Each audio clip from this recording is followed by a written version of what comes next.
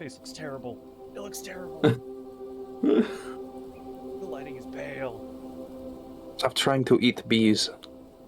No, actually, I don't. I look a lot less like I ate a bee today. I fell on a bee. Something shit on the bed.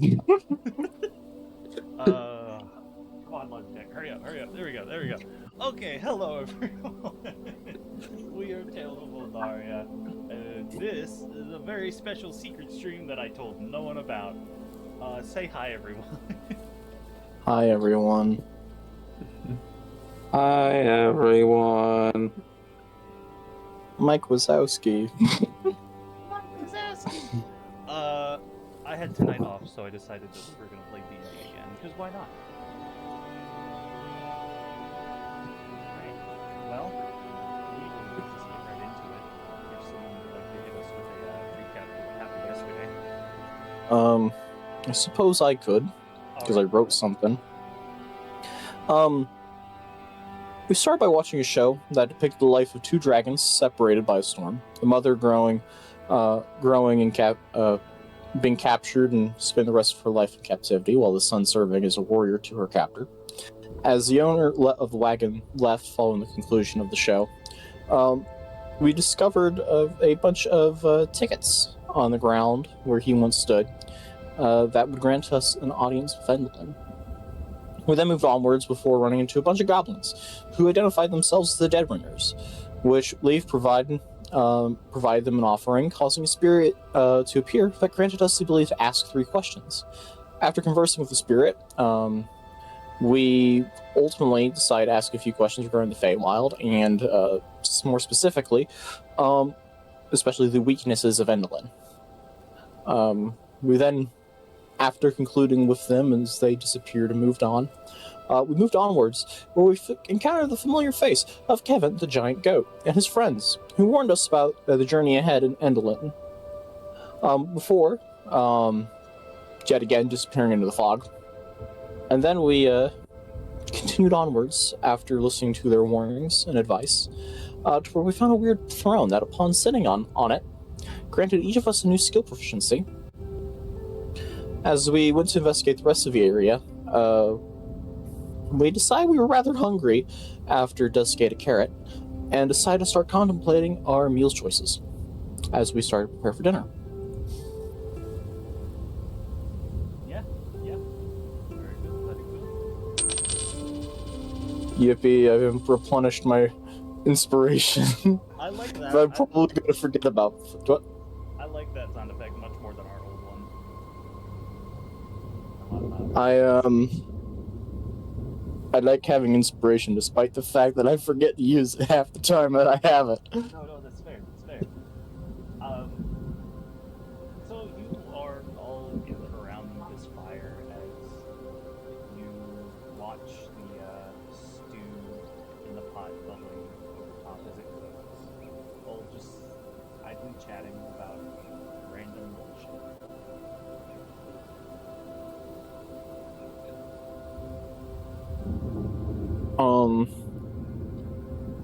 Will that consume the 3 potatoes from earlier?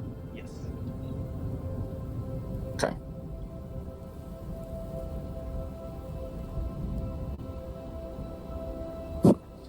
There. No, wait. Yeah. And Dusk will kind of lean over and look into the pot. So, what is it you call this again? Stew. Interesting. Will it be sweet like the carrots?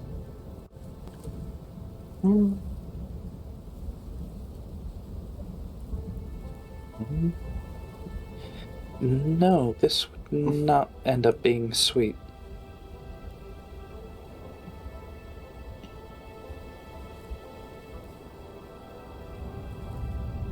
How would you describe it?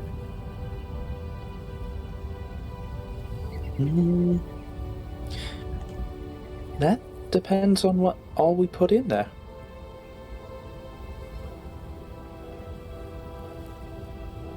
Making something that would traditionally be like beef stew, probably a little savory. Yeah.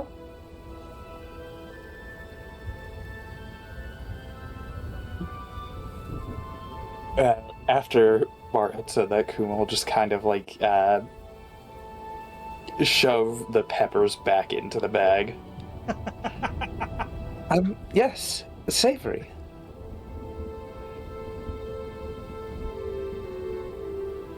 Wait, were you about to put peppers in it? No.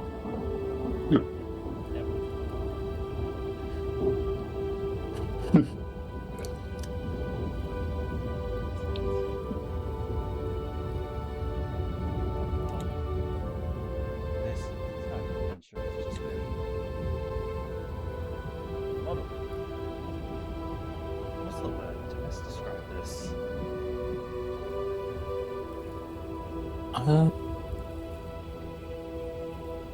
A large inconvenience? A series of unfortunate events? Oh. You know, I like all of those, actually. All of those are very good. I feel like inconvenience is the understatement of the century, but Mm. I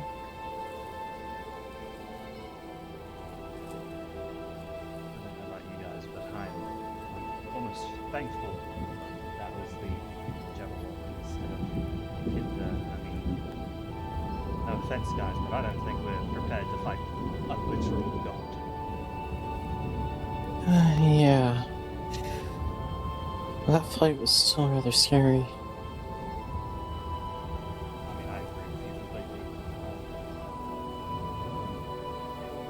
Nice. In the end, especially when Muggle stabbed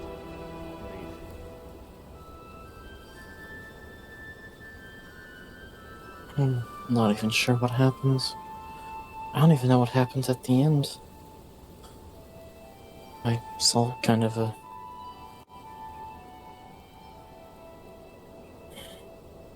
blur.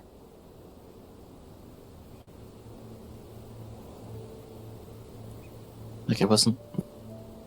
We'll go ahead.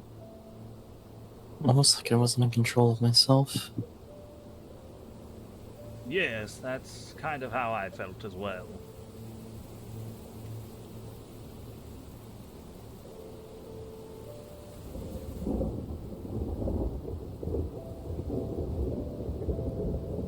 I believe that was definitely its doing. Oh, I have no doubt about that. Not the slightest. yes, I feel like Amador has no reason to stab me. He really just doesn't care for elves. This is not true. I deeply regret what happened. She'll, and as everyone's talking, she'll reach into her handy spice pouch and, probably pour, like, 3 or so assorted spices into the stew. Give me just a second. Okay. Maybe.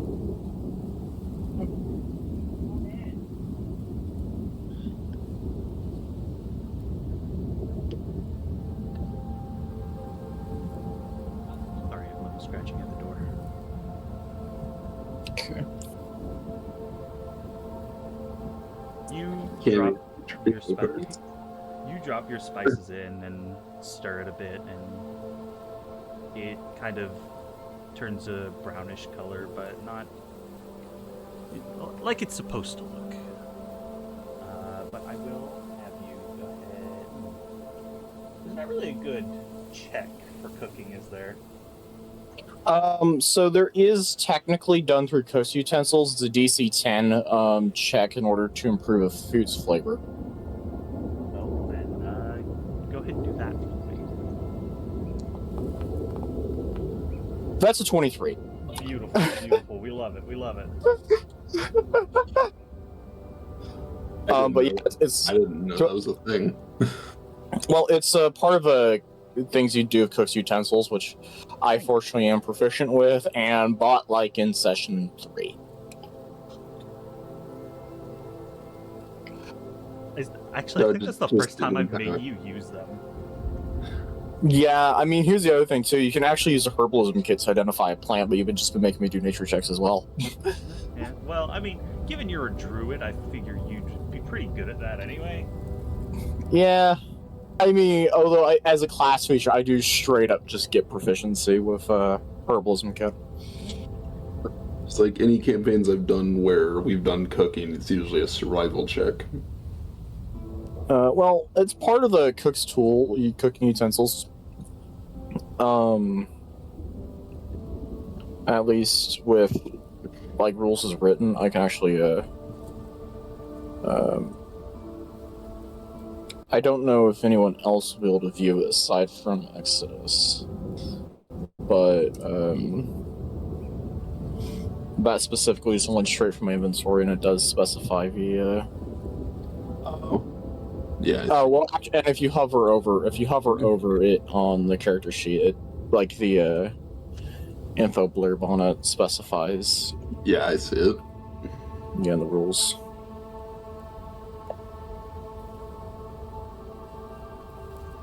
I love that Yetli is just the cook, which definitely was not intended. It just happened. Yeah. But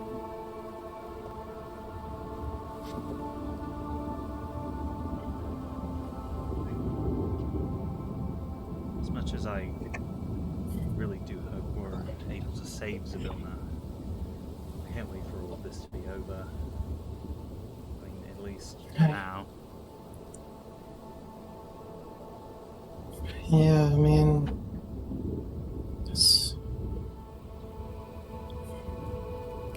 I know it's only seemingly probably been a couple days or weeks now at home, but who knows what could have happened since.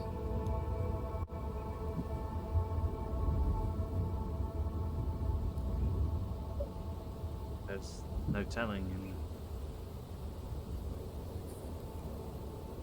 I don't want to sound overbearing or overprotective, but I don't like the idea that Ponder is just out there somewhere alone without me.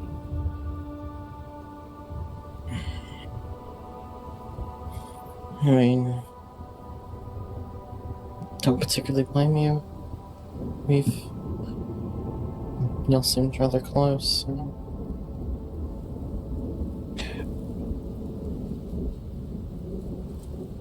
Frankly, I don't know where he is, or what's like there, and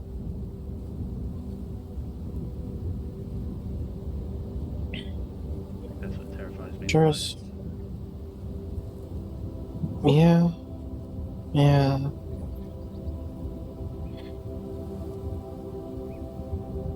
I mean, I thought I'd be gone for 3 days or maybe a week at first, and who even knows how long it's been since you're at home. It's only been, what, no longer than a month here, so probably a couple days in the material plane. Tack that onto the probably a week and a half, 2 weeks since we started the job for Fandolin. Or for Gundren, I should say. Yeah, it's probably been about 2.5, 3 weeks at this point then.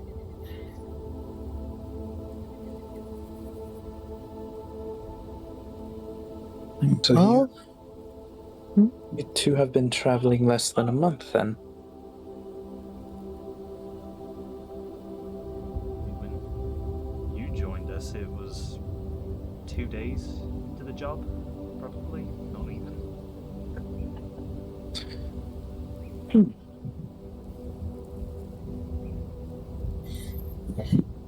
well, I mean, in a sense though, if time is slower home than it is here, whatever happens to Ponder in a time span of a couple of days for us is really just a couple hours for him. If he is back in the material plane. If he is, as soon as this is all over, I'm going looking for him. I don't blame you.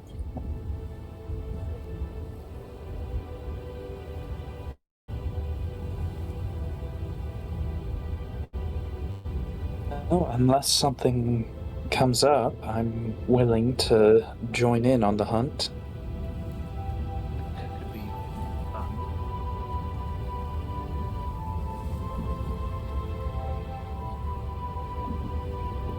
In a sense, us being here, everything that's happened to us is kind of my fault in a way. I don't want to think like that, but What? because I invited you and Kurok to the job, and because Kurok was there and we associated with him, we sort of inherited his debt, so we took this job and ended up here. Kirk wasn't truthful with us from the start. I mean, I'm sure if you had known about the risks bringing him, and that this could have happened, you wouldn't have brought him, but... I mean, he didn't... nothing but lie to us. This is very true. Lied to us, got us in debt to some... I don't even know who that was.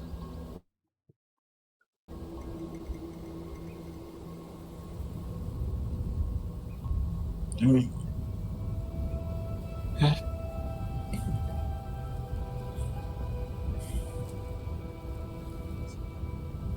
It's been a lot.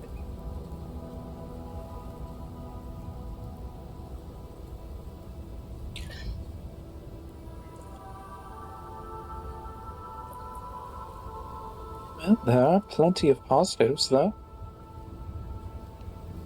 This is true. We helped you get home, and you regained your memories, even if some of them aren't entirely pleasant.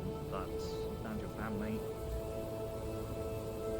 My dad wasn't okay, though it was sort of at the expense of my own life. But I try not to think about that.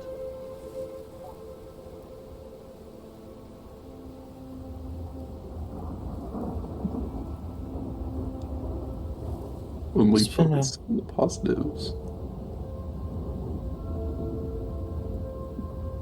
It's been a weird couple of weeks. I still don't understand much about this place. Honestly, I have a limited knowledge. I've only lived here 5 years of my life. So How did this entire... no, go ahead. Sorry. How on earth did this place even end up like this in this situation? We kind of saw that, didn't we? That dream we had? Because I imagine Well, yeah. this realm wasn't like this when Zabilna was in charge. Yeah, but just like... what prompted this? Why? How?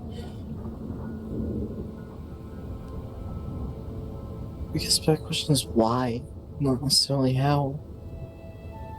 We know how it happens. We're not trying to resolve that, but... what about... why? Why did those three... why did Bavlorna, Indolin, Scabatha freeze her? I mean, they're hags, but like... See, maybe, I mean, they seem to be jealous of each other and constantly plotting to kill each other to take the other 3 sub-realms, but something does kind of feel about it. I don't know.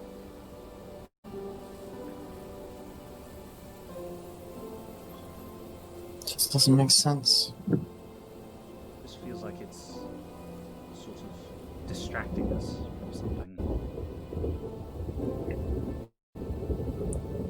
Like, this has been a way to just get us out of the way.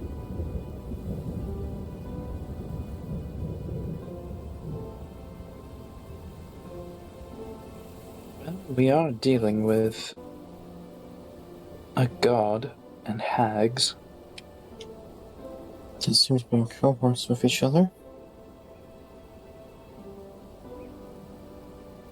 I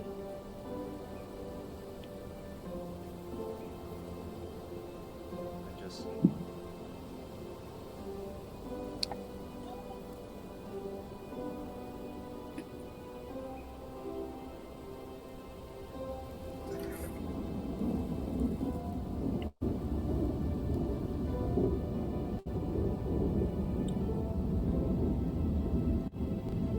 Nexus, were you saying something?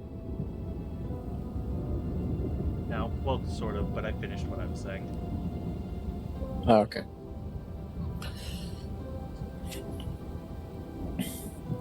Unrelated, but I did just realize that at level 9 I'm going to be physically incapable of failing a check to improve a food's flavor.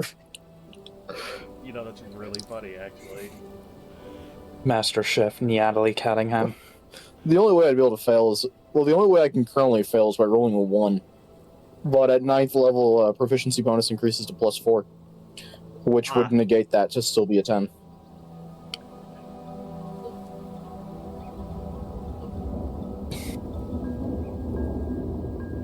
Just figured it was funny. No, that's very funny. And as the group talks, dusk, and we kind of just sit in silence. Eventually, the stew is finished.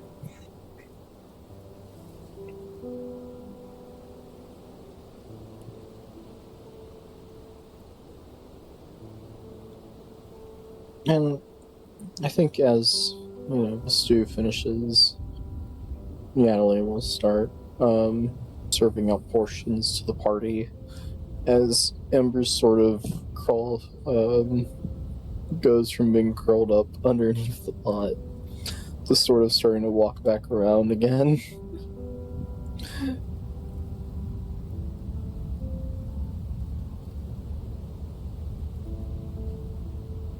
You hand out a serving to each member of the party, and before sitting down with your own. Well, I guess here's to saving Zabelna and maybe defeating Akinda? No, not maybe. We will. Here's to the burden of glorious purpose.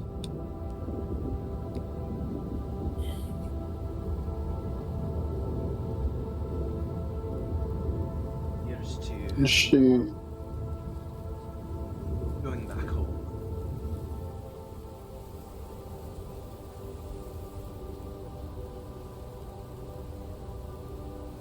Sorry, go ahead. well,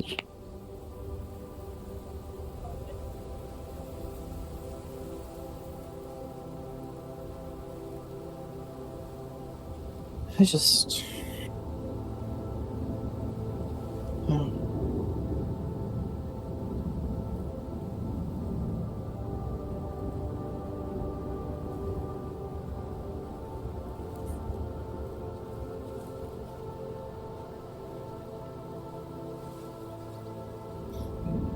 I think at this point she's probably just doesn't really know what to say. Didn't really prepare for any form of cheers or a toast.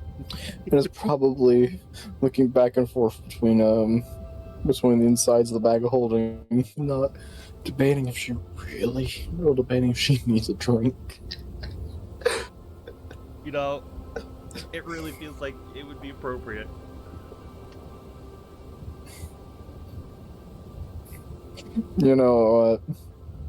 And she'll reach in there and pull out a bottle of dwarven ale. That was the one I was thinking to pick. Look, the vodka I'm probably going to keep for arson purposes.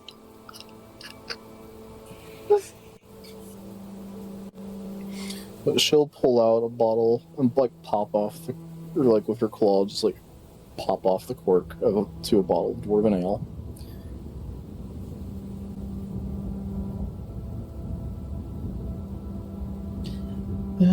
Suppose I have to drink this eventually. And as you pop the cork, the scent is surprisingly floral, smelling like almost a meadow covered in dew. And as you tip it up to take a sip, you can see that the color is almost reddish brown mixed with blood red. And when you take a sip, it's sour with a sweet aftertaste. And please make me a Constitution save. Oh boy. No. So, okay. 19. 19. You, rather than feeling tipsy as you would, you gain a surprisingly positive outlook on this whole situation. That, yeah, you and your friends have been through a lot, but you're alive, you're together for the most part.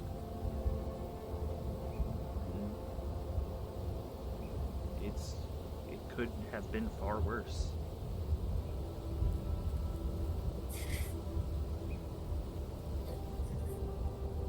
I'm surprised I didn't drink this sooner. Hell, why?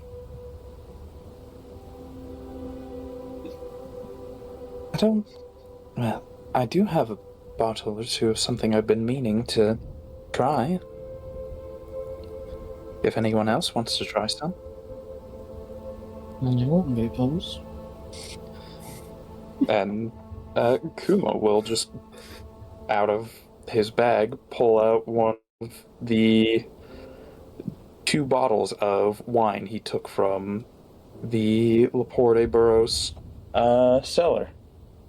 If that is your grandfather's recipe, you can absolutely count me in on that. It's only one of 2 that they ever kept stocked in that place, so of course.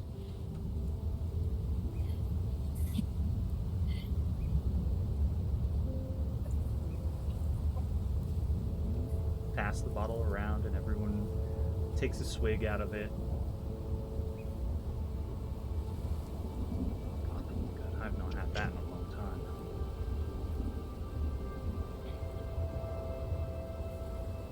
Since the sort of makeshift funeral we had for Dad.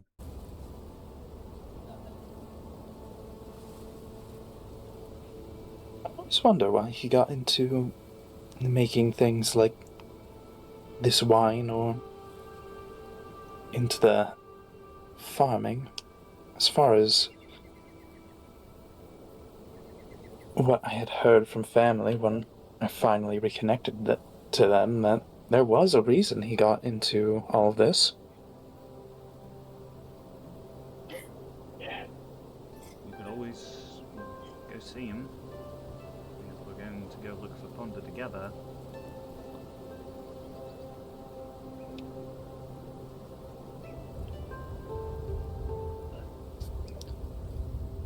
Wouldn't hurt.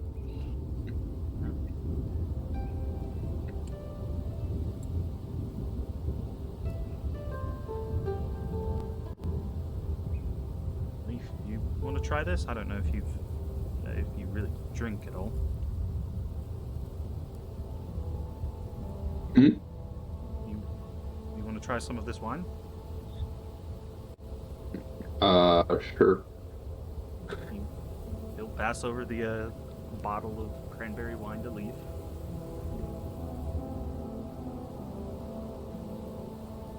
Be careful with it. That stuff is worth sentimentally probably more than your entire clan.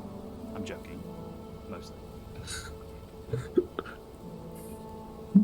All right.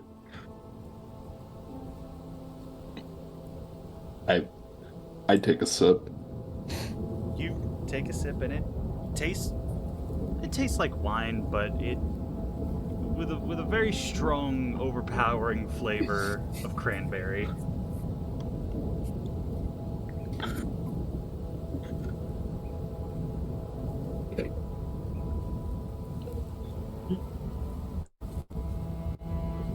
Eh, pretty good.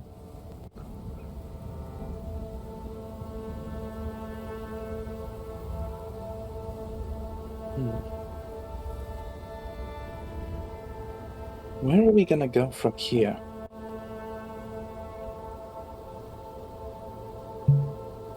How do you mean?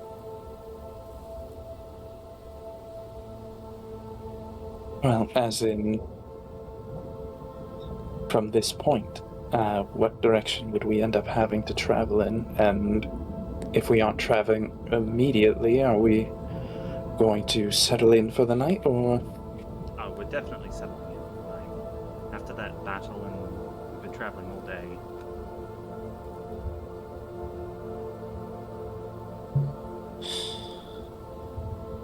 Fair enough. Alright. I've gone through at least some powerful spells.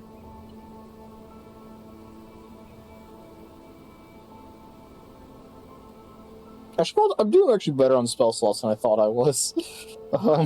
I'm also doing pretty good on spell slots. Well, things I burned one level 3, but I've burned almost all of my level 2s. Or I Yeah, burned well, most of my level 2s and all my level 4. I burned all my level 2s, and I have one level 1 left. Halfcaster. I have Yeah. one level 1, and I have 2 level 2s. And I have all of my pack I've magic got- slots. I mean, I guess technically I also still have my innate stuff, but Those innate ones, typically you can cast them only once per long rest anyways, though. yeah. For free, and then you have to burn a spell slot.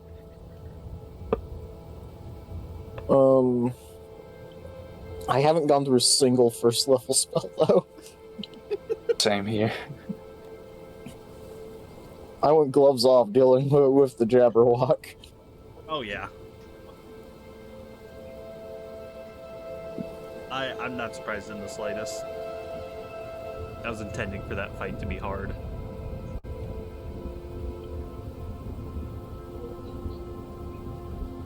Despite what, it was dead for like 3 rounds already. It just needed somebody to do slashing damage to it. Yeah, yeah. I still feel like my crash out was very valid. Oh, no, definitely, definitely. But you all finish up your stews and pile your plates in the center of your circle, or not plates, bowls, in the center of your circle before one of the casters who can cast Prestidigitation cleans them up, and Yadley puts them away.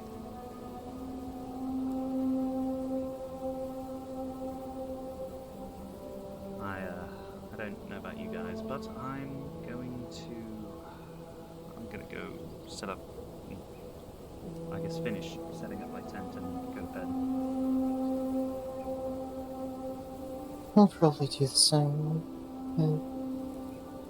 In spite of us being at the top of a mountain, I'm still willing to volunteer for first watch. No, I'll go after you, Sky.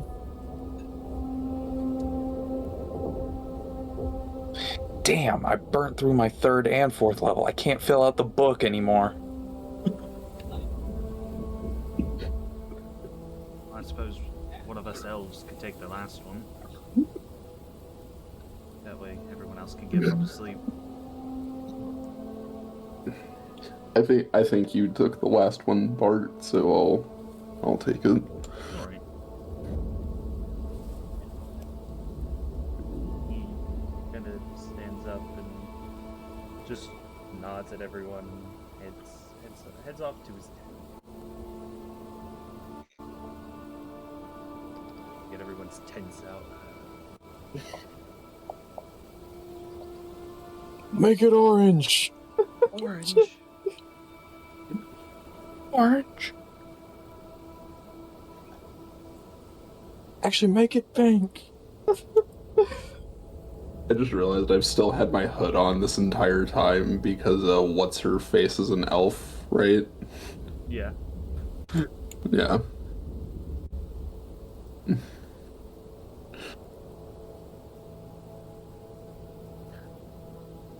I think she's still marked as an enemy. This is as close to orange as you're getting.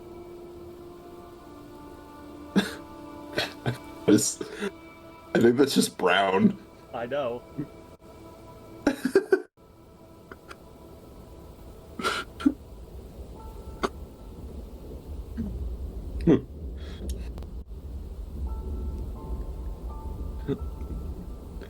I'm like, I don't know anything about color theory, but is brown related to orange? Very.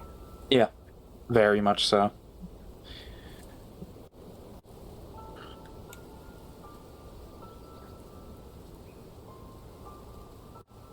I know what color Brenton was. Yellow. Yeah, what did... Fuck, how'd you know?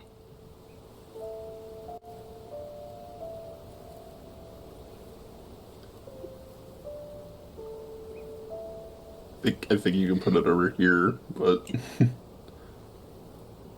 Fun fact, the word orange didn't exist until the 14th century. You think if you slept on the throne all night, you'd wake up with half efficiency and everything? One way to find out.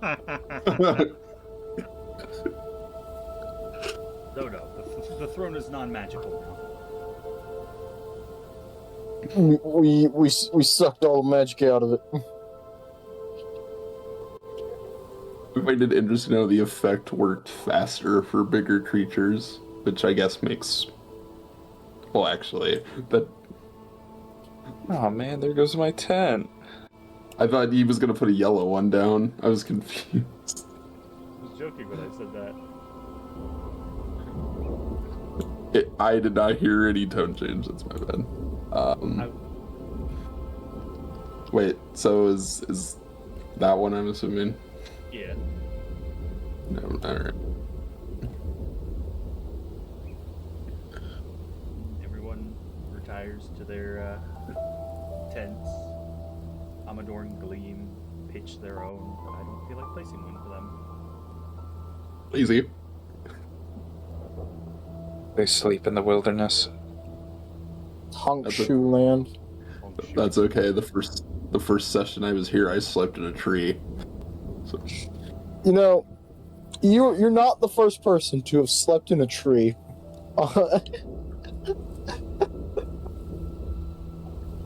And about halfway-ish through the night, or halfway through Kumo's watch, Bard will kind of make his way over to Natalie's tent and... Hey, Natalie, you awake? Yeah, what? Need to be about it, but do you know if any of those scrolls you have are sending?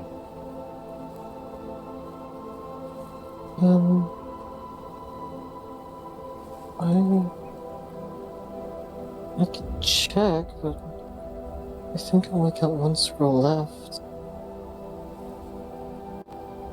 We'd have to use a few of them. Yeah. That's alright. No, don't worry about it.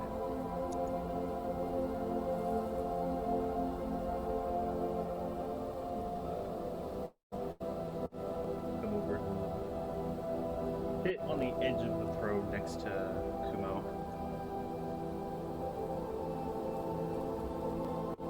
Hey, What is troubling you tonight? can't sleep. Well, I mean, obviously I can't sleep, but you know what I mean. You're worried. Yeah, I am. I think worried is an understatement, really. Well,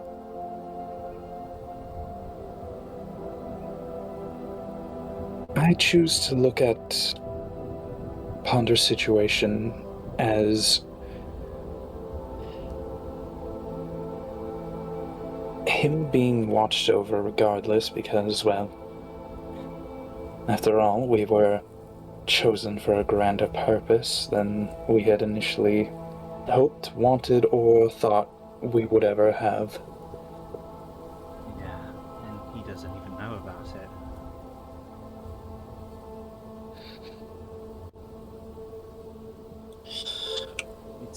It's not even just the fact that he's out there alone by himself. I mean, you all saw what he did for Vanished. Did get a chance to tell him how I felt about it all.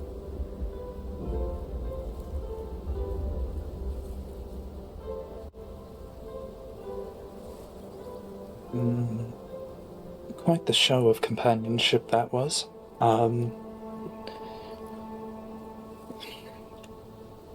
I can always double-check my belongings to see if I still have a family ring. That work trying to send to him? Well, I mean,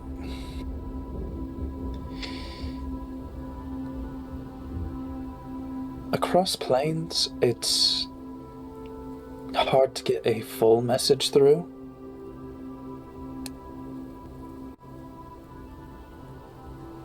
But it would probably still be worth an attempt at the very least. And if I don't have one of my family rings, or a family ring on me, I can always just take a quick stop home and you take watch for a moment.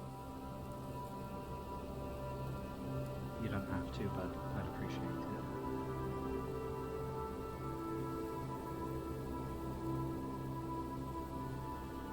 it. And Kuma will just kind of start looking through his belongings, seeing if he has one tucked away somewhere. Make me an investigation check.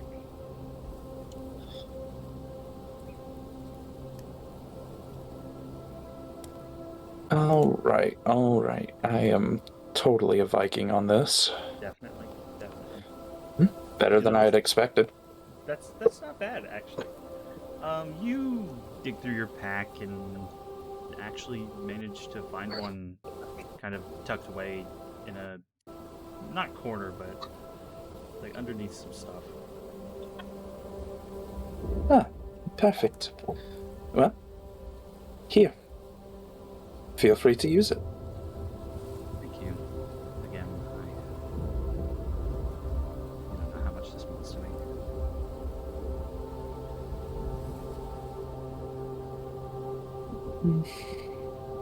Maybe not, but he was certainly important to you, and I'd rather keep my found family as safe as possible.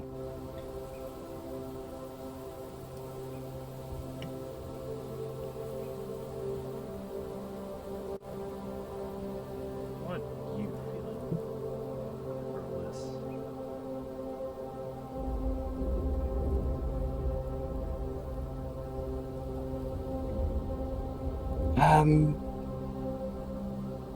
A touch more specific, please. We've all been through a lot, but What? what? Sorry, I thought you said my name. I kind of spaced out for a Said second. We've Okay. we've all been through a lot, but things you said you remembered. It can't be weighing easy on you.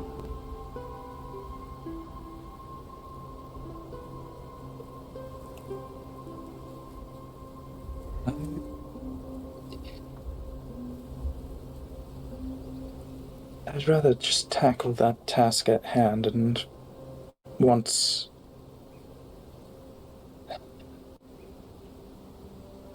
the world is prevented from freezing over, I should have all the time left in the world to atone. I don't know if atonement is necessary, but when we talked to them, it seemed like they had already forgiven you. They were kind, they didn't blame you for anything.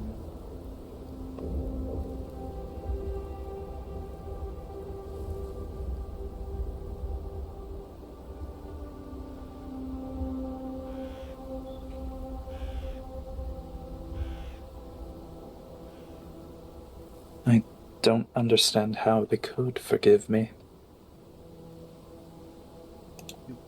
Kumo, you were brainwashed.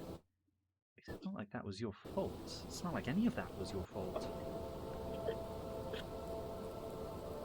You were kidnapped and then brainwashed.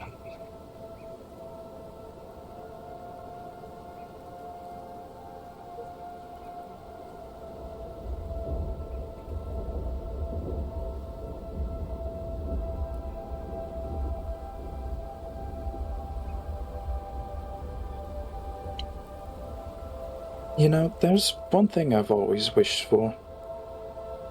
What's that? For a potential change of the past. I always wish that. And don't get me wrong, I'm eternally grateful that I was rescued from the facility by Mother. I could only wish that she'd gotten there sooner to prevent all of that from happening.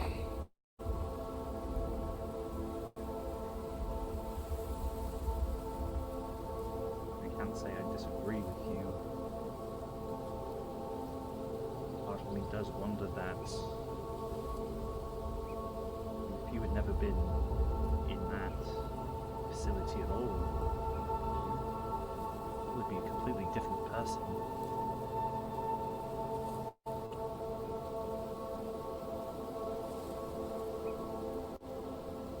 I don't know if I've ever mentioned my dream of a life. To me,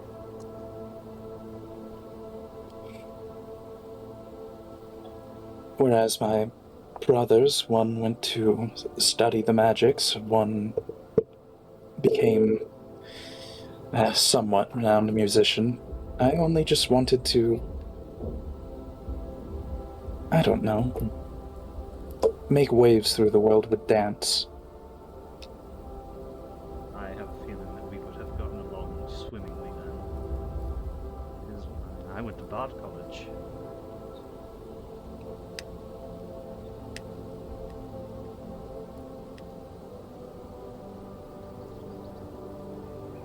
But no use mourning the past. No, I mean, my grandfather once told me before we left the Feywild, there's no use in mourning the life you could have lived when you can make better the one you are living.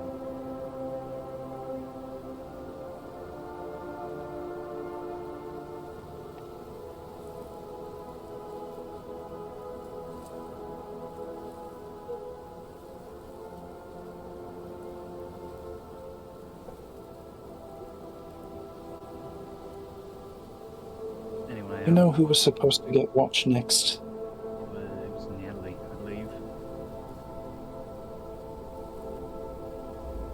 Alright, I'll leave that ring in your possession and I'll go get Nyatali.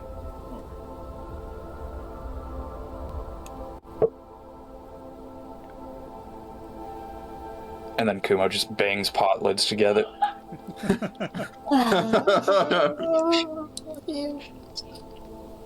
Just kidding. Kumo would not have done that. You'd probably cause psychic damage to yourself. Yeah, probably.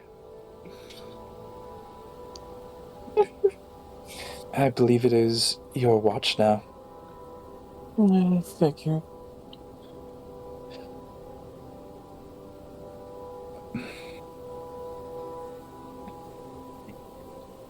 Who left this hole in my tent?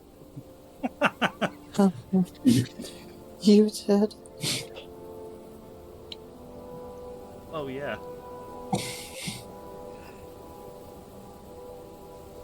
I was about to say, I'm like, I don't think Leaf would have left a hole in your tent.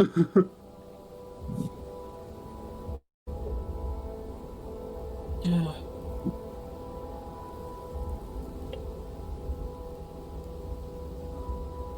It's nice up here, I suppose. Yeah. I guess if one thing can be said about the Feywild, it's not dull.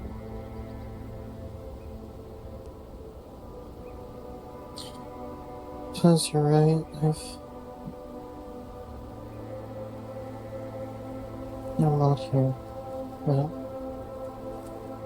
I don't know if or how long it's taken me to see him back home. In a lot of some ways it seems similar yet they're so different all at once. Yeah, it feels like they took the material plane and just turned the whackings into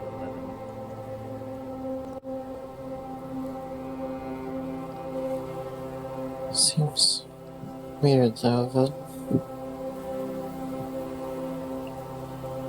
we of all people have ended up in this situation.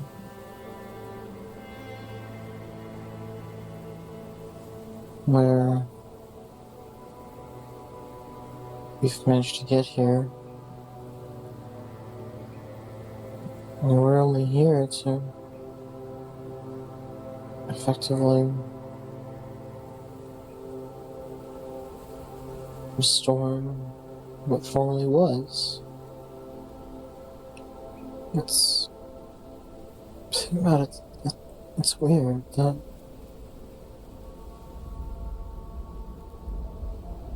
I mean, I guess aside from you and Sky, that most of us aren't very familiar at all with this place, yet we're the ones responsible for, I guess, fixing it. It's almost a cruel irony, isn't it? Yeah. I think that the only reason we're here to fix it is because of 200,000 gold debt. That we're not even in anymore. Well, it's a good thing is at least we're getting paid. This is very true. Though I can't say I haven't thought about just calling it quits and going home, but that just doesn't feel like it would be the right thing to do. It's just that I want to go home. I feel obliged at the very least. Finish what we've started. If not for the money, but if not, or perhaps not just for the money, but I mean, we promised Magic that we'll get to the bottom of this.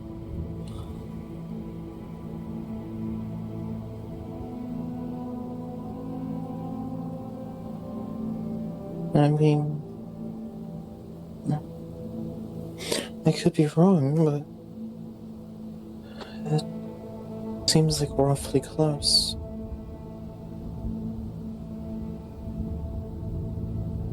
Sometimes I mean, you can be very close with your patron of the warlock.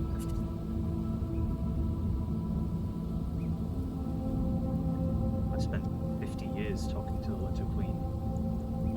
Well, it's weird. I still don't know how to describe the state I was in. That's not the point. That's not the point.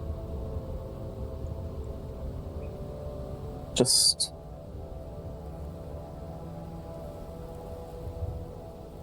that fight was scary, but hopefully that's the worst one ahead. Or the last one, per se. I can tell you right now, it's probably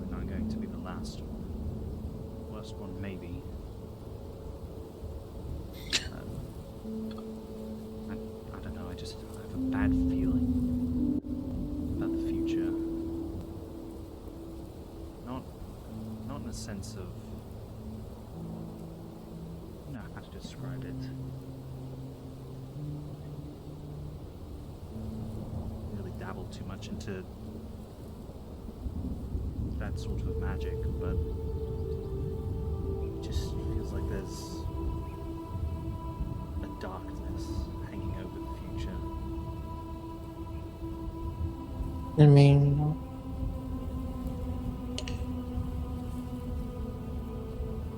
aside from the whole ponder situation, it doesn't really sound like we've got much time to relax once we get home anyways.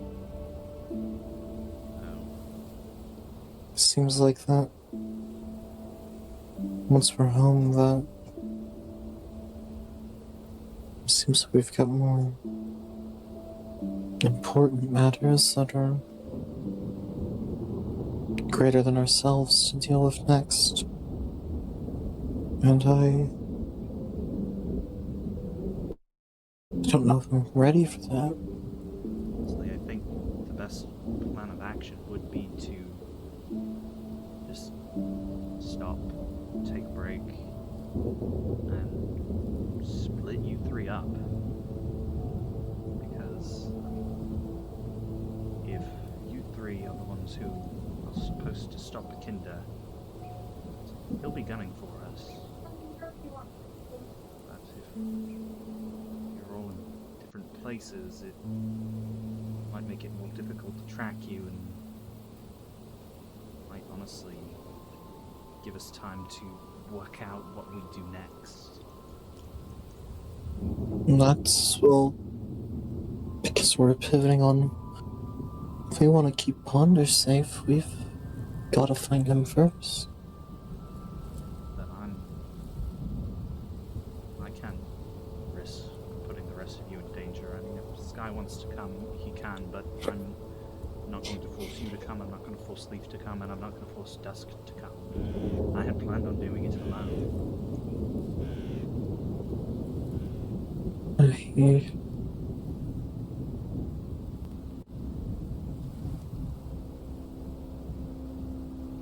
This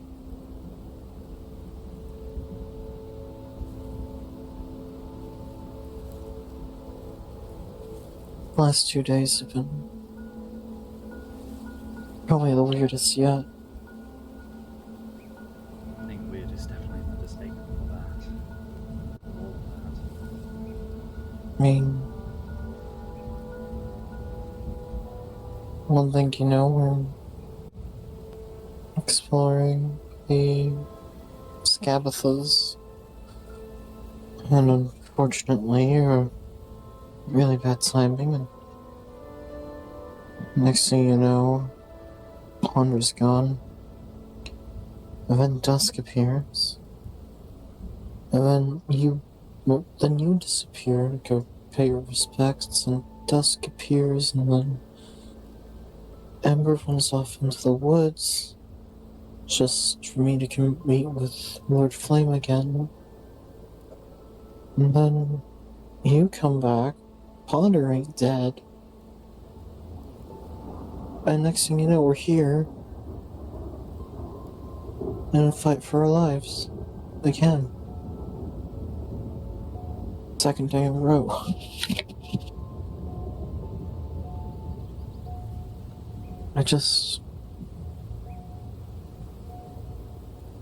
The last 2 days have been absolutely.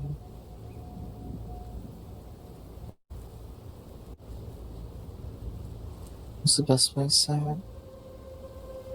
Like a treadmill. The more we do, the more that needs doing. Yeah.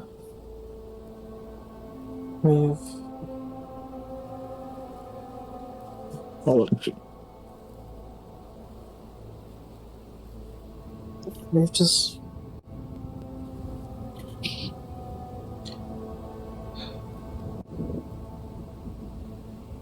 seems like the further we go, the more intense things become. It is definitely true. I do apologize, but I very much must go AFK. I'm being summoned for food. Oh, that's okay. So if you want to have like the change over to the next watch, or just want to take a break, it's up to you. I'll probably just do the changeover to the next watch. Okay. After the Yes. No, go ahead. The rest of the I'll watch, be back into you. these two kind of sit in silence before Bart hops down and kind of clutches the ring in his hand, walks back to his tent, and Yevli hops down as well before coming around to Leaf's tent and waking him up or going back to her own. Alright, so I'll hop up.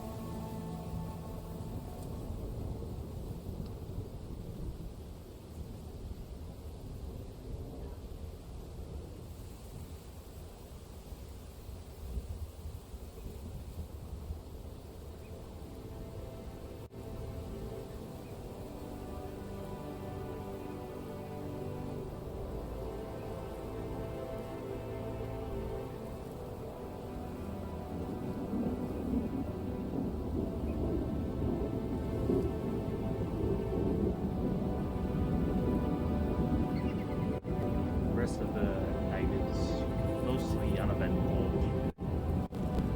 There's the occasional bird, the occasional whatever the fuck inhabits the Feywild in terms of animals. Or the sort of crests over the mountains behind the storm clouds in the distance.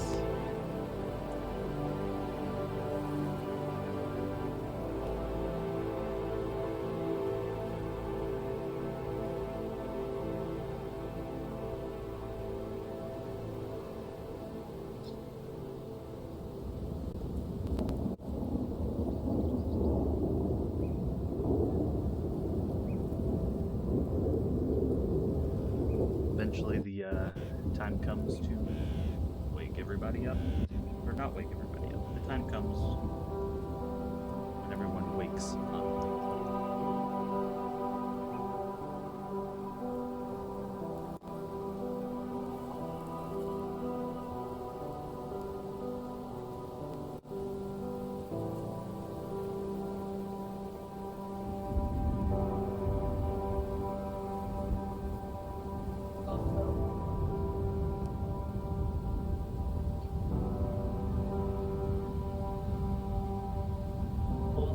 Are you speaking?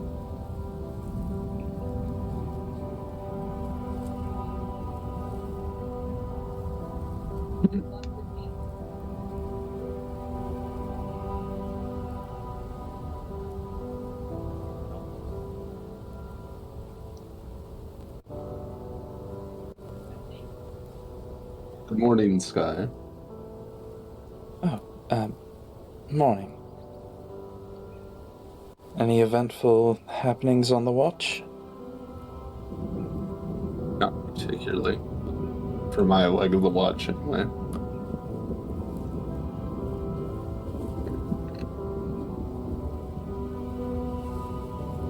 At least we weren't attacked while we were asleep.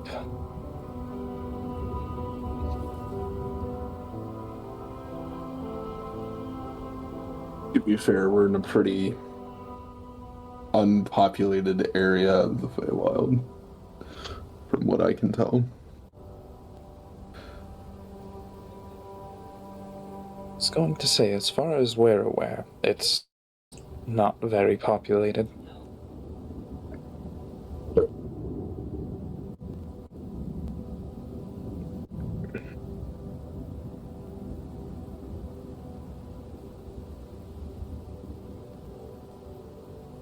wonder which way the wind will lead us today. I do wonder.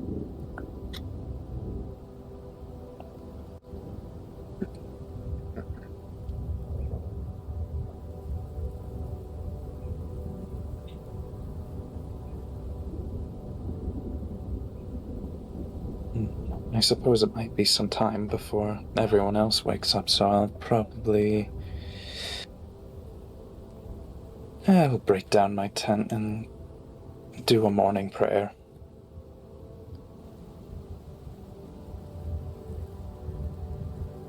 Fuck your I tent. guess I'll break. Yeah. Yeah, I guess I'll break down my tent as well. Where did my tent go? I turned around and it was gone.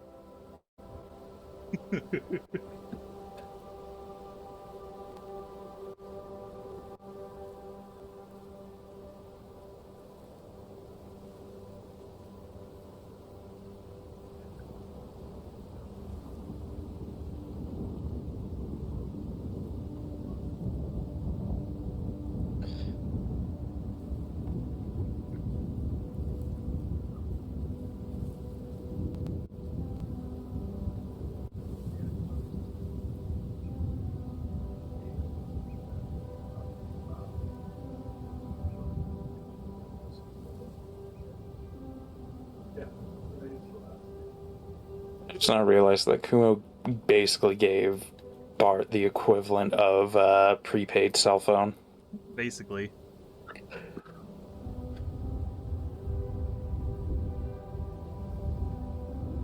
Speaking of which, Bart will exit from his tent and kind of look over at Sky. Good, you're already up. Here, you can take this back, and he'll hold out the ring to you.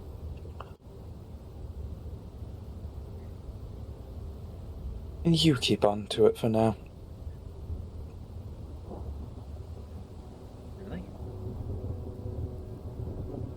Well, as a way for you to keep in touch with Ponder. If he responds, you can respond back, albeit, like I had mentioned before, different planes, not the best magical transmission. That's fair. He'll break his own tent down.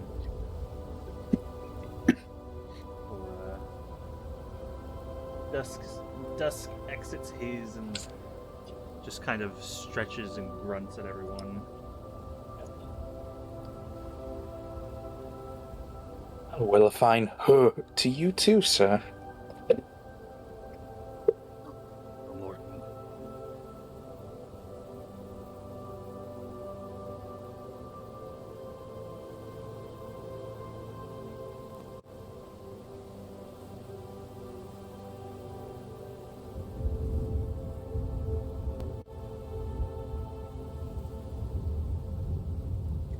Did you say something? I'm not much of a morning person. Ah, yeah, because your microphone did not pick that up initially. I'm going to have a firm but fair talk with my microphone.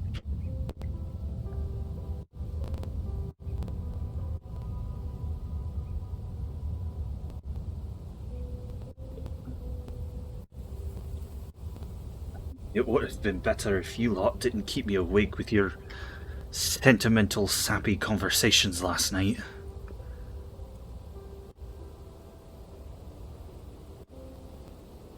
Maybe you just need to sleep better. Maybe you lot just need to learn that there's a time for talking and a time for sleeping.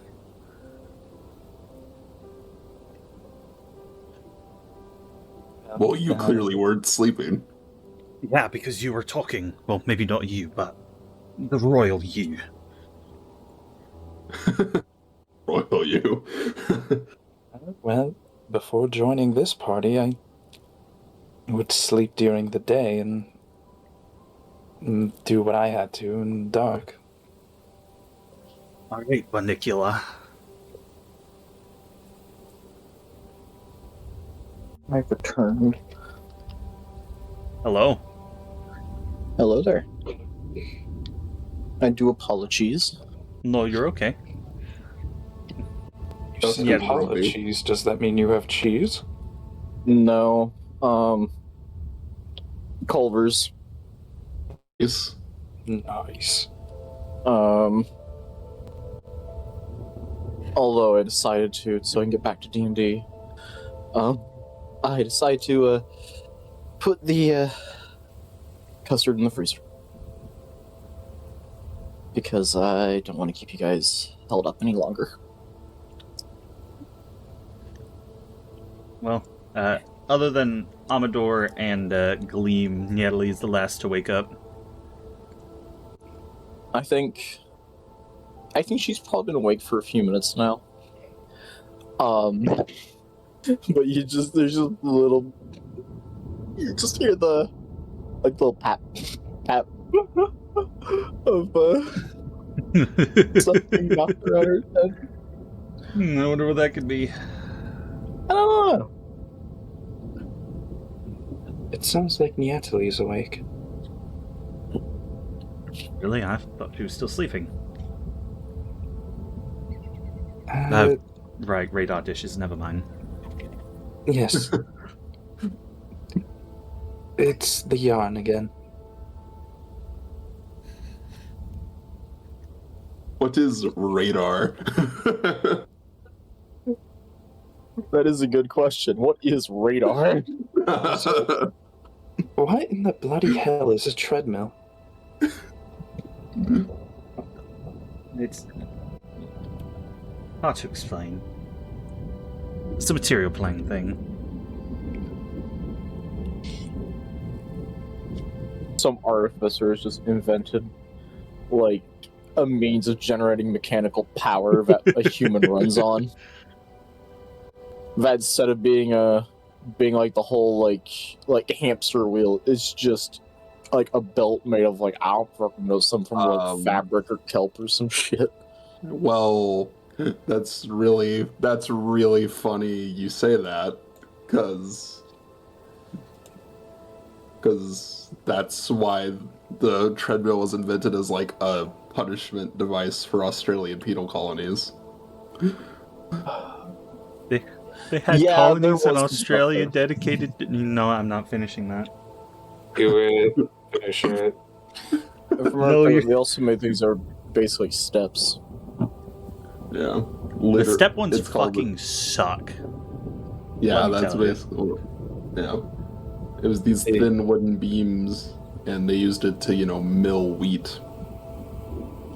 It's like, we're going to punish you by making you operate these machines. And humans are like, let's punish ourselves to make ourselves healthier. Yeah. Let's modernize those and use them to. Well, at least you fall off. healthy. It's probably not going to break all your bones. Yeah, we probably turned down the lethality a bit.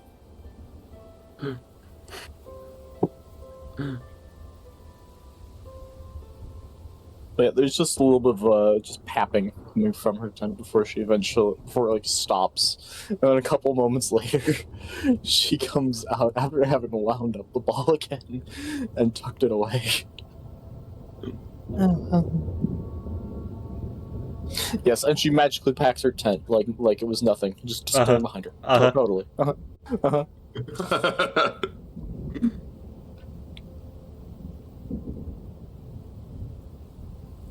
Well, who finally decided to join us?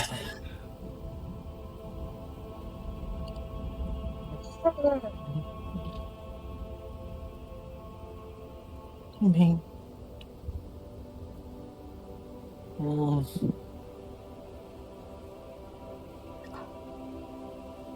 was gonna say something. I don't remember. What's the matter? Cat got your tongue? I have you know, I don't catch anyone's tongues.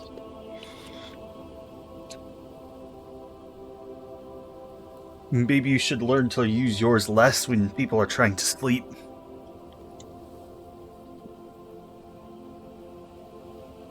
Maybe she just cast silence upon you. Cone of... Was it silence or no? I'm thinking of. I'm trying to remember what the spell that basically creates the zone of silence. Is it cone of silence or something? It's just short. It's I was just like, silence. silence. Yeah. Maybe you should just cast silence upon yourself. Or maybe you lot should actually be watching when you're on watch. Well, I'm sorry you can't multitask.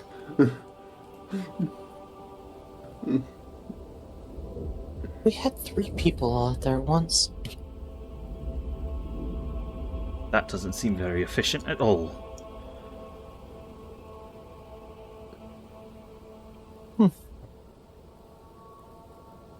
I haven't had one.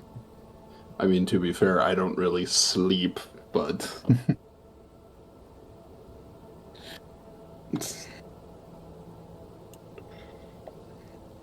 And the actual last awake are Amador and Gleam, and they kind of exit their tents, and Gleam stretches and looks around and doesn't say much. Amador, if he could look at all of you, but he doesn't have eyes, he looks at everyone. Ah, good morning, good morning. We're getting close today, I can feel it.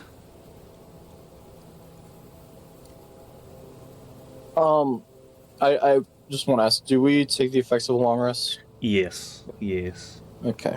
I forgot. Is it okay if I make amendments to my spellbook after the session? Yeah. Okay.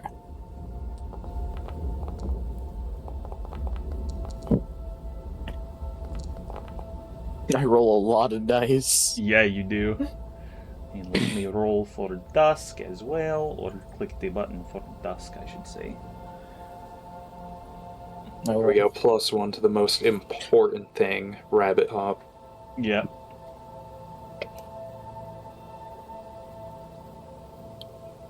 I love how it's like my recovery list is just like full of a bunch of stuff. Well, I don't expect us to have to go through too many more shenanigans on our way to the Briganock Mines. So we should still probably leave as soon as possible.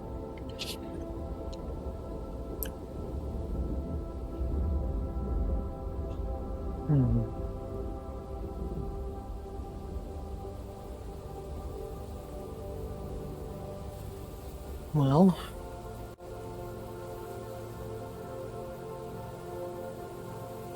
I suppose there's not much keeping us here.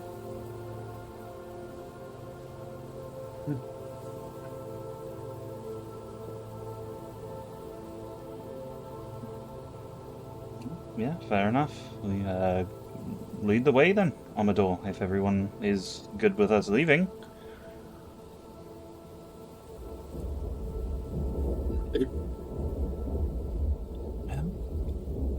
I've finished my prayers, so I'm good to carry on.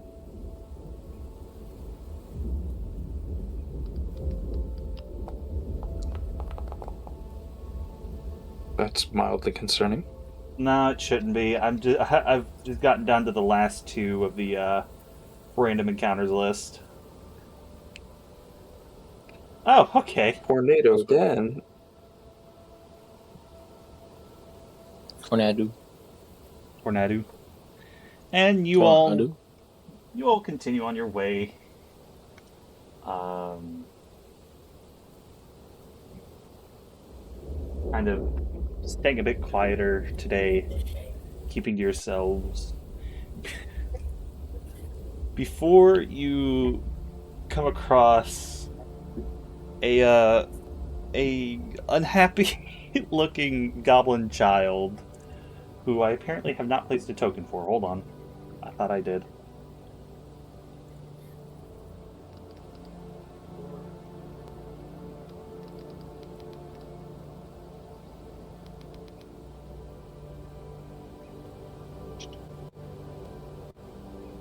You know what? We'll go with this one. This is a child. an unhappy-looking goblin child who appears to be flying a kite with a menacing look on its face.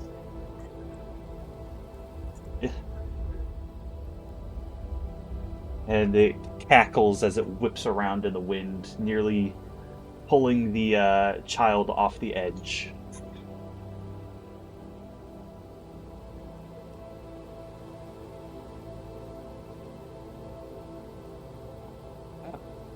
Don't. Is. Are you doing things in Foundry? Because. I literally clicked the button to activate it. Foundry just did not want to listen to me. There we go. Oh, no, it's a kite with a face on. Okay. Yeah, it's a kite with a face on it. That's Okay, great. I'm I was not wondering if bullshitting you. I was wondering at first if the child was cackling, like a madman, or if the kite was. Nope, it's I'm the assuming kite. it's the kite. The child looks very Yep. distressed.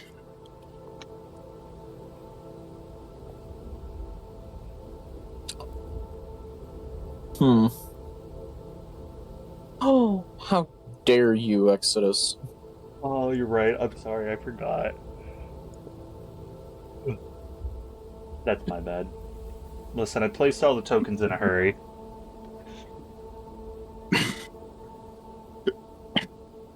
Man, forgot Ember. I was so confused when you were describing things and nothing was happening, and I was Yeah, I clicked the button, but I guess it didn't want to listen to me. yeah. Yeah, you see this thing. I guess, given the illustration, right? How high and far up in the air does this kite appear to be?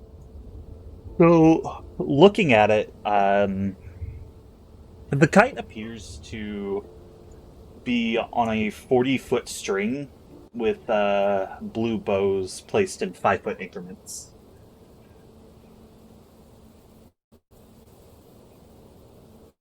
Let's see. Oh.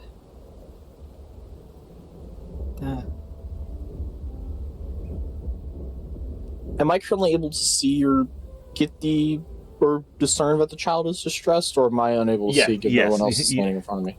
Yes, you're currently able to see. Okay. Should we do something about that? Yes. I'd imagine so. Yeah, I don't like the way that kite is looking at me. Yeah, I think I'd have to agree with you on that one. I got a bad feeling about it.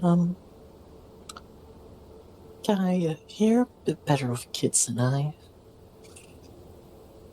And you're also a bit better at not murdering goblins. Not right. murdering goblins. Look, I have killed 33% of all goblins that I've met. You would have actually done that math. Well, no, okay. Yes and no. I mean, technically, but if we go based off encounters rather than if we go based off of encounters instead of total number of goblins, because technically I just met 8 with the Dead Ringers. Fair. Droop lived.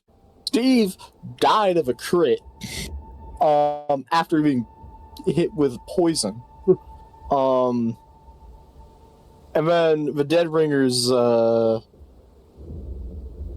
didn't really even say a word to. Yeah.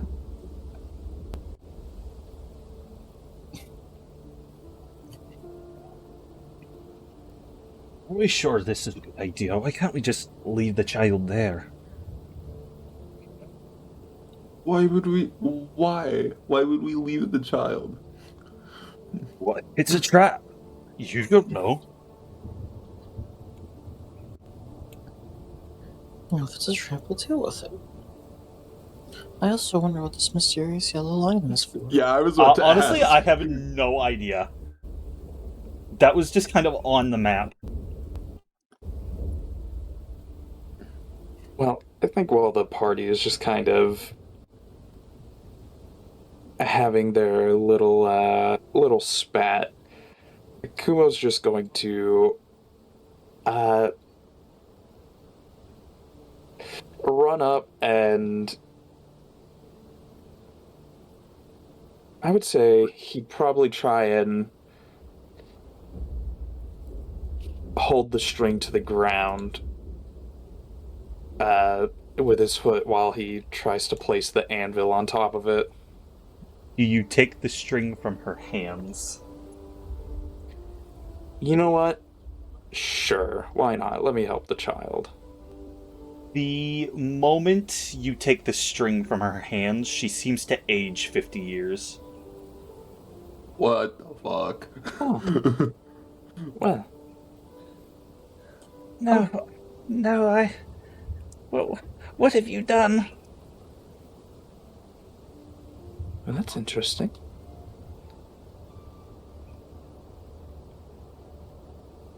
I'm older than mother and father now.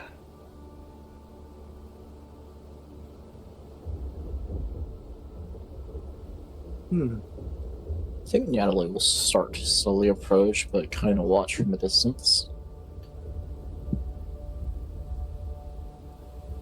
This is an odd curse. It's like Leaf's just gonna like stand, watch from like here.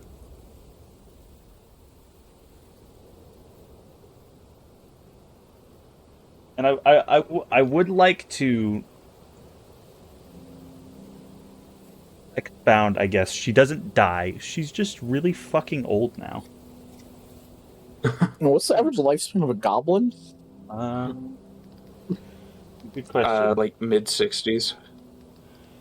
Oh, Yeah. The internet says up to 60 years, so she's on death's door, but she's not dead. I suppose I go to hand it back to her. See if that helps. He went from being a child to being a 90, basically in her 90s. That's a fucking jump. You... Hold on.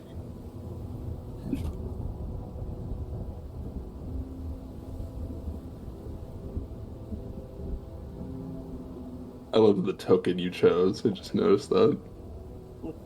There were no good child tokens for goblins. Elvis was holding a bomb. Listen, that was the most unarmed one I could find, okay?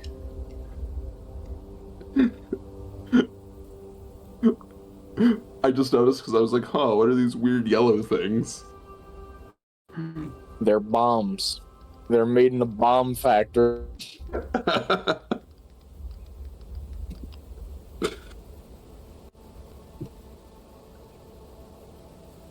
It might be the other way down. Where I'm living, they're made in a bomb factory. They're bombs.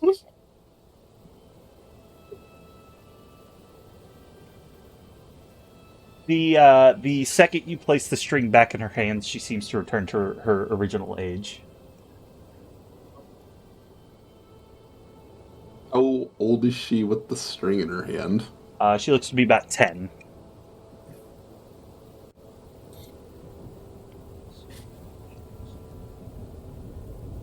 Regardless, an adult goblin.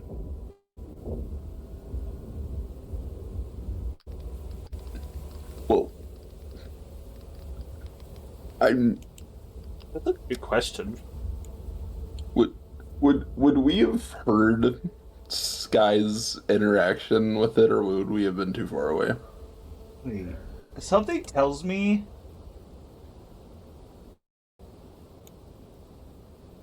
Something tells me that whoever made this encounter did not know goblin ages, because a goblin reaches adulthood at 10 years old. Yeah. I only know this because I researched, like, how long of the lifespan of goblins, so I could just play a gambler. Yep. Uh-huh.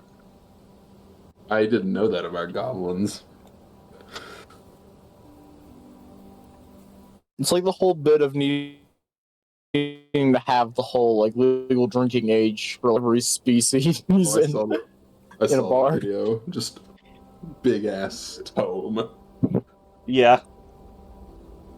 And then having to like get like one oddly specific for like hybrids and shit. So I will say, instead of being 10, she looks to be about 5 for a goblin. Because it does specify child, so.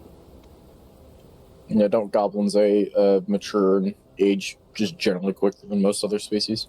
Yeah. Like I said, they reach adulthood at I 10 mean- years old, so. Like, the minute they are able to fend for themselves, they have technically reached adulthood. Yeah. I think this yellow line is just left over from when they were making this encounter. Maybe. Well, as you're messing with the string, the kite is still whipping around in the air.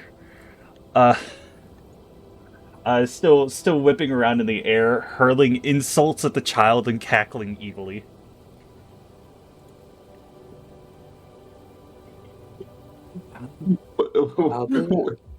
Other than aging, what is the purpose of this kite? Creeping Lynn did this to me.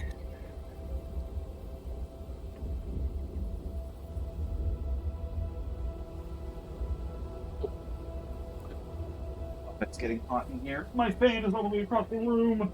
Hold on. You cut out with that last one, Exodus.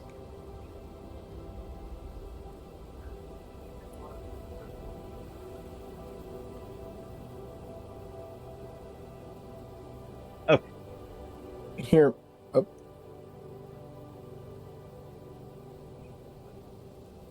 Creeping Lynn. what if we... That is what I said. I don't. Did you say creeping Len? Yes. It's Treeping. It's Endolin.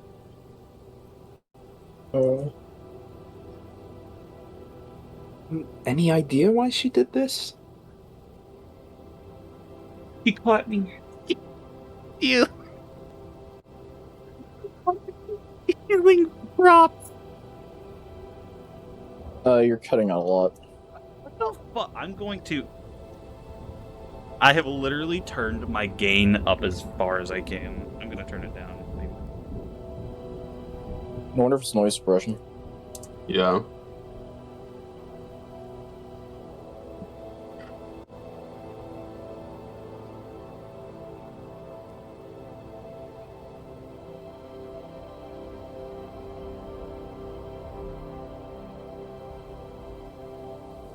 Okay. There we go. She found me stealing props for the plays. It was an accident, I swear.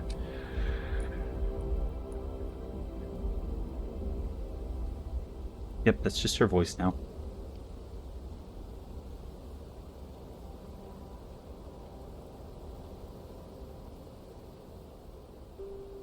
Is there anything we could do to help?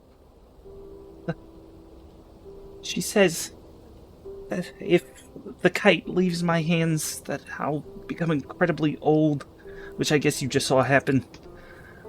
The curse is tied to those blue bows on the string.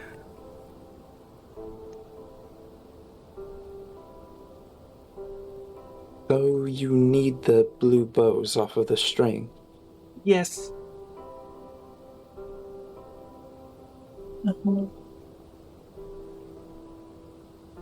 What would happen if we just eviscerated the entire thing? You are sure welcome to try.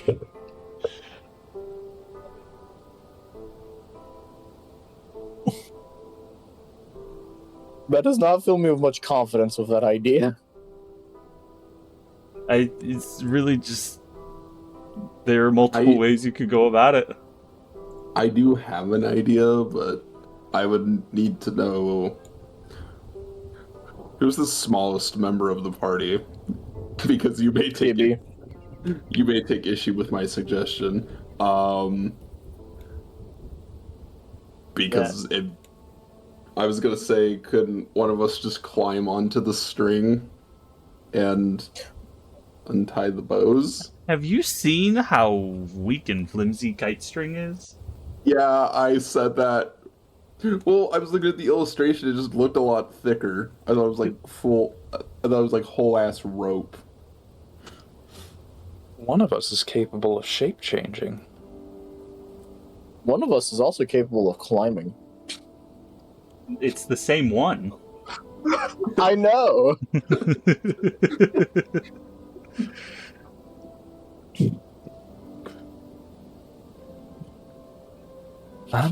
Well, Or we I could just drag believe the- I should leave this in your hands, Niatali.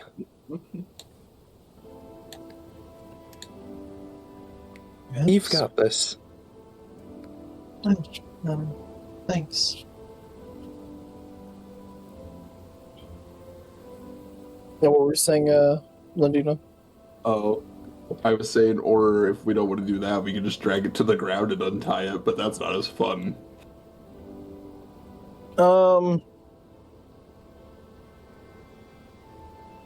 So my thought process at this point then is to just turn into a bird and just fly at it, just snatch them off one by one. Yeah, Yeah. it's not a terrible idea.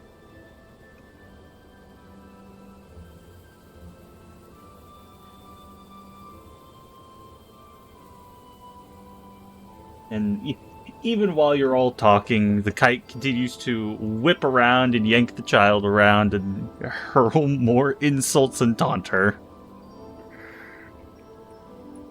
I'm just gonna turn into a freaking bird. Yeah, go Could for we it. also maybe weigh the child down? I would just like to hold on to the string alongside the child to prevent them from being, I don't know, flung off this cliff right here. Does the curse just affect her, or will it affect Sky as well? It just affects her. I mean, I already had the string in me. I realized that as soon as I said it.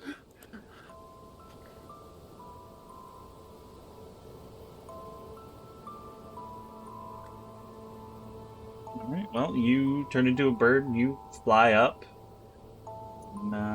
When you get to the first one, I will have you go ahead and make me a flight of wing check, please. Flight What? of beak. A sleight of beak check, please. Oh, That's a 6. well, But you also have guidance, although at best that'll get you to a neutral 10. Yeah. Whoop and a miss. you do also have your inspiration. I'll burn that.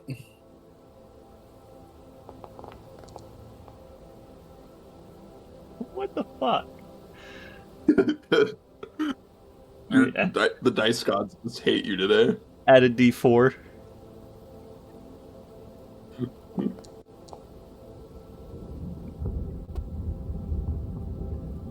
You attempt to untie the bow with your beak, but it is incredibly difficult to do so with the way the wind is moving it around.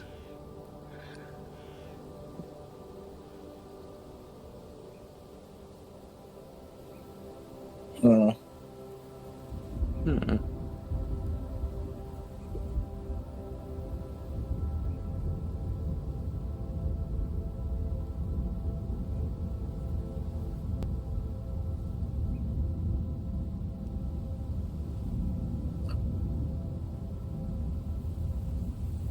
Instead of untying it, can I try cutting it off?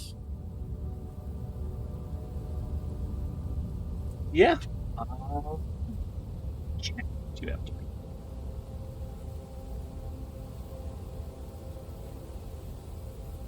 You know what? Just roll me a straight dex check.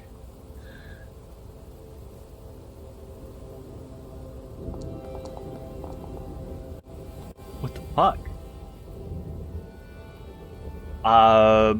You attempt to just cut it off, but it continues to whip out of your reach.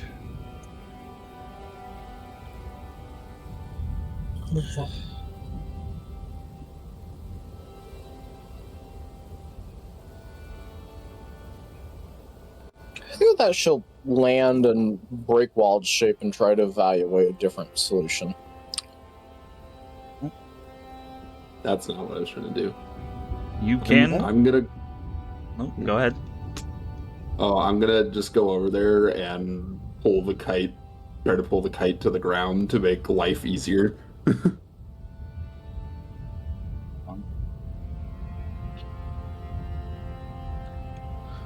Okay, yeah. You can do that. Go ahead and make me an athletics check. Athletics. Yep, or acrobatics. Yeah, we'll go. Actually, we'll go with acrobatics.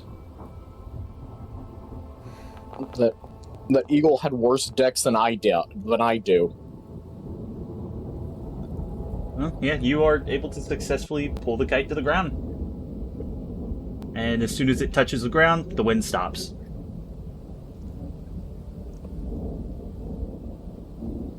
Ah.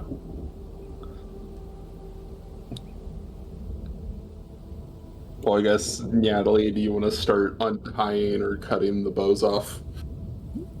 At this point, she's just has extended a claw from her claws were paws and just starts to cut them. The entire time you do so, the entire time you do so, the string stays firmly in the goblin child's hand.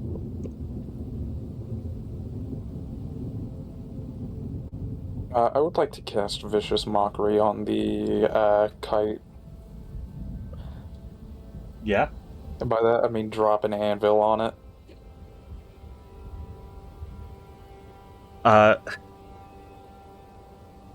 From how high up? I say drop, but I mean, like, place the bag of holding right above it and just let the anvil sit on top of it. Mm. So you don't want to try and, I don't know, destroy the kite with the anvil? Nah, don't know what adverse effects that would have for the kite, the child, or the cliff face. Yeah, fair enough. I feel like they've shown that this place would avalanche or landslide rather pretty easily. Natalie, you go through each bow and just slice them off. And once the last one is off, you watch as they turn to dust. And the evil, mischievous grin on the kite's face turns into a frown as it bursts into flames. And then is fucking dead. No. Well, Do I technically add murdering a kite to my list of kills? You can, because one of the ways to get through that was by killing the kite. So my initial thought of just blasting it out of the sky with a fireball was a completely valid and logical choice. Yeah, because if you had killed it before it had touched the ground, all of the bows would have just turned into ash. well, I'm so glad we thought of possible consequences for the cursed person, so there's that. And So does she just turn back into a 50-year-old? No, as soon as the bows have turned into ash, she lets go of the string, and she's still a child. Thank you. I appreciate it. I don't really have something for everyone, but you can all share this. And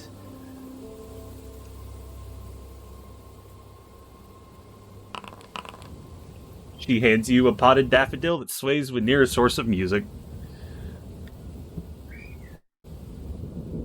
And who's holding on to it? Whoever's the closest to her. Guy? Then Sky. Well, It likes to dance.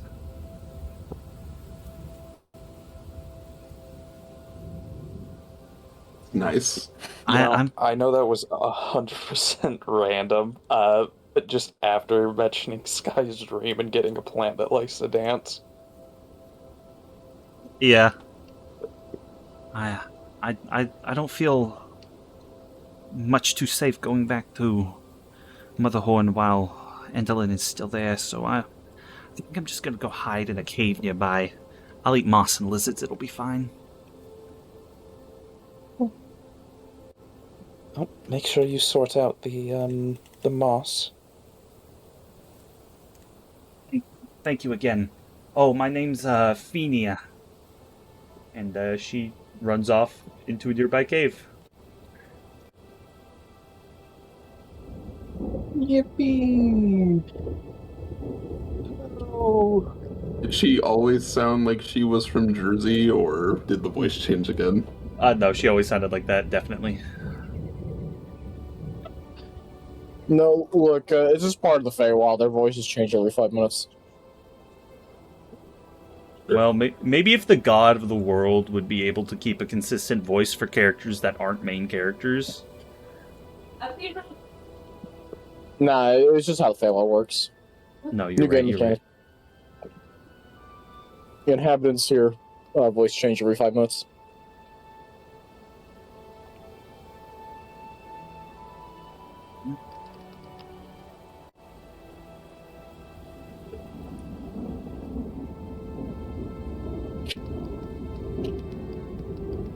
Well, that was by far one of the strangest curses I had ever seen. This whole place is strange.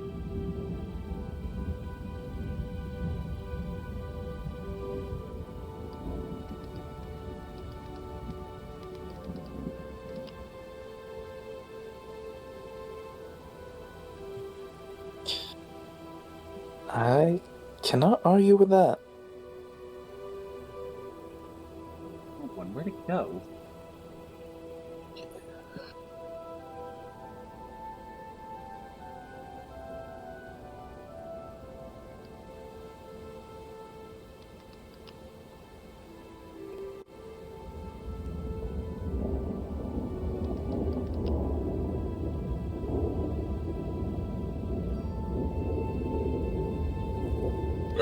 My people brought me food.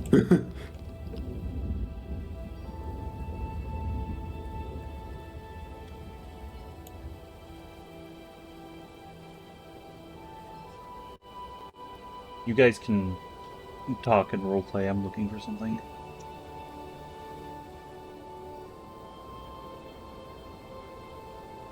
No, it's just idle animation time. Idle animation time? Yeah. What would be Nyadley's idle animation? Probably playing with the fop.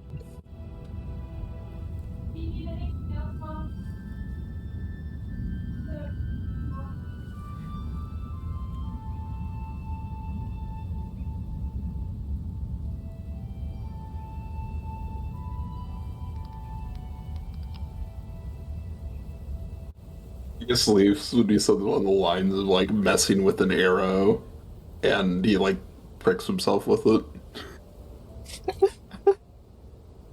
I swore. Maybe it was on Sheipaku. Please don't get yourself injured. Well, what are you talking about? I didn't injure myself.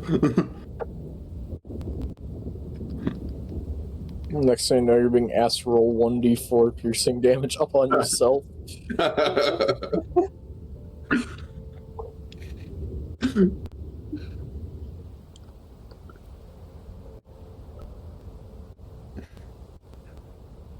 Oh, you know what we should do since we have downtime and I've been forgetting about it? We should I should send that letter to my mother, just letting her know I'm not dead. Yeah, that might be a good idea.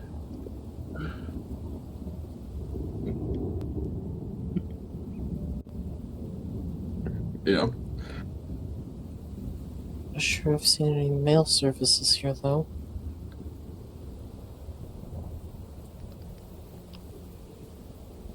Well, couldn't we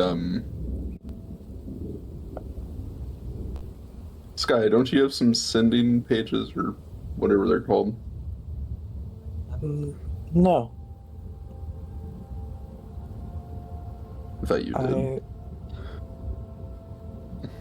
Only thing that I had would be my family ring that I've loaned out to Bart. I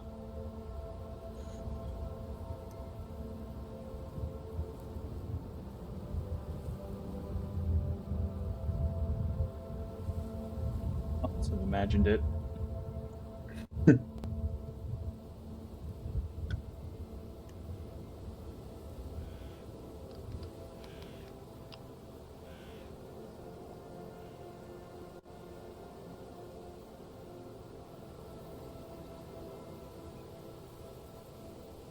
Why would I be able to apply Rusting Grasp to myself? I mean, Is it the target touch? Yes, but why would the game ever think I'd want to do that? Maybe you're crazy. Tell me something I don't know. Or maybe some form of spell effect causes you to lure upon yourself. Or like enchantment or some form of like feature of another monster or spell that they cast upon you might make it backfire and hit you instead.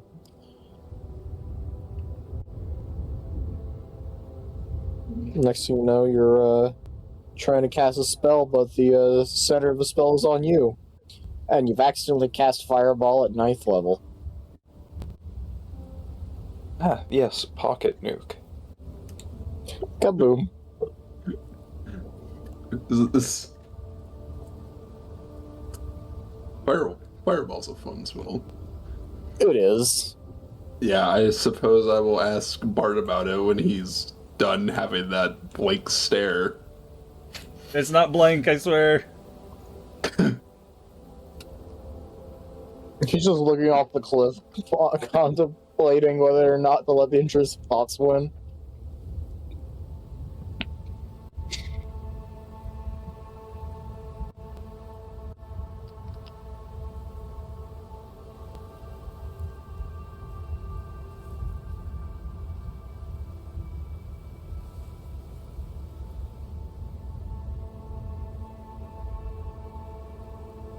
Imagine my wisdom score was 800.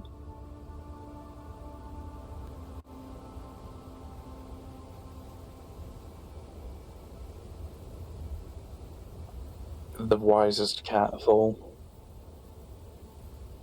Never fails a wisdom check. I realize what would be most ludicrous about that is not necessarily like the attack, but how high your spell save DC would be if you hypothetically could get your score that high. Looking might be fucking stupid, guys. Yeah, I am. What make you say that? I am. I'm real stupid. It's fine.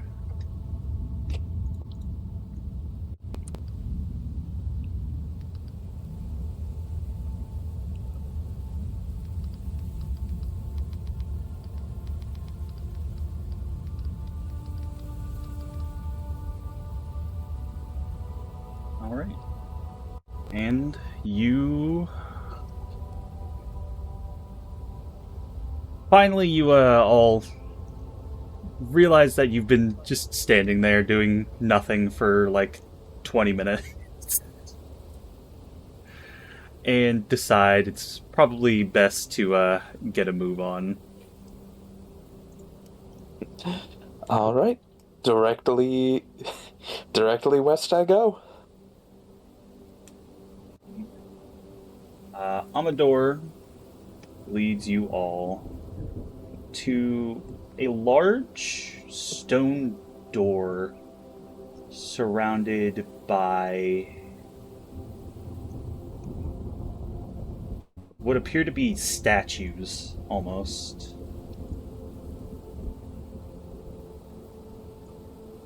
We're doing something different because there's no map for this. And you come across it, and as you do, you can hear the sound of hundreds of tiny pickaxes and hammers chipping away at stone. It's emanating from the mouth of a cave that has fingers of rock reaching skyward above it. Statues of irate, hairy creatures, cloven hooves, are positioned so that they lean around the trees and peer over the shoulder, staring balefully at the cave entrance.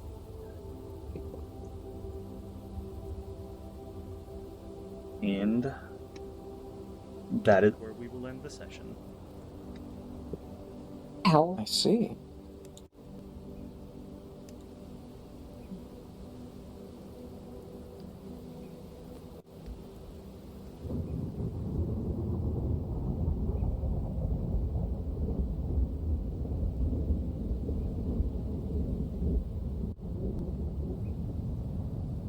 I can't believe it.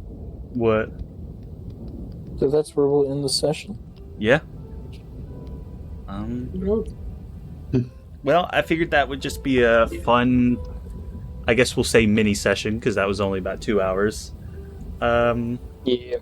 But it was like a good hour and a half of just straight roleplay, which was, I love when that happens. We spent literally like the first 75 minutes of the session or so, or probably the first hour, in just getting ready to go, just leave Yeah, the campsite. yeah. We're gonna. You know, we had to get that long rest in. Yeah. But once again, thank you to everyone who joined us here today. We're not going to do this very often. I just happen to have today off. But we'll be back Friday, June 12th at 4:30 p.m. Eastern Standard Time, or 3:30 p.m. Central Standard Time, or some other fucking time in General Mountain Time, or whatever the fuck it is. But with that being said, say goodbye, everybody. Bye, everybody. Bye, everybody.